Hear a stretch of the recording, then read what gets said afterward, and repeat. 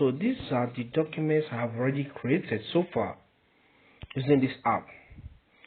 So the number one on the list is acknowledgement. So let me work with the acknowledgement document. So I'll tap on it. It has opened. Now the approach I will use to convert this document file to PDF is the sharing option. So I will assume that I want to share this file. I will share it. Then, but in the process, I'll convert it to PDF before I share it to my email. So from there, I can now download the file as PDF. So it's a smart move and it's a nice move. So let's get started. Click on the share button. So let's share as attachment. So as you can see, we are given two options, PDF and document. I go with PDF.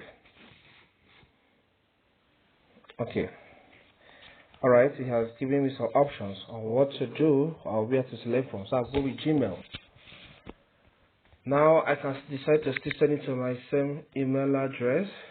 Then send. Alright, so it has delivered now.